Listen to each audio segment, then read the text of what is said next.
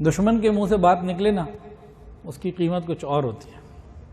ایک عیسائی نے مورخ تھا، اس نے تاریخ کے اوپر محنت کی اور اس نے دنیا کے بڑے بڑے لوگوں کی زندگیوں کو جب لکھا اور اس کے بعد وہ چاہتا تھا کہ میں اس کی لسٹنگ کروں اور ٹاپ آف دی لائن جس کا نام میں نے لکھنا ہے نمبر 1 پر، کہتا ہے میرے دل کی خواہش یہ تھی کہ حضرت عیسیٰ علیہ السلام کا نام لکھوں کہ میں عیسائی ہوں، انجیل کو ماننے والا ہوں، تو میں عیسیٰ علیہ السلام کا نام لکھوں۔ کہتا ہے میرے دل میں بار بار یہ طلب پیدا ہوتی کہ میں ان کا نام لکھتا ہوں، لیکن کہتا ہے کہ میرا ضمیر کا وارہ نہیں کرتا تھا۔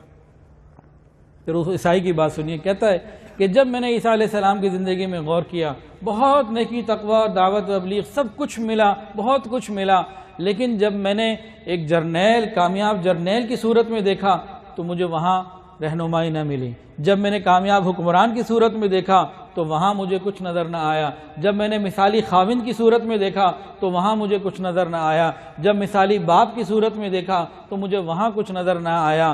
پھر میں نے مختلف سیاسی اعتبار سے، مختلف اعتبار سے جب غور کیا اور دیکھا تو مجھے محسوس ہوا کہ پوری کائنات میں کوئی ایک ہستی جو ہر پہلو میں کامل، مکمل اور اکمل اور بہترین ہے، وہ محمد رسول اللہ صلی اللہ علیہ وسلم کی زندگی۔ ایک عیسائی کی بات کا مفہوم بتایا ہے۔ تو ہم تو خوش نصیب ہیں، اللہ نے اپنے محبوب کی امت میں پیدا کر دیا۔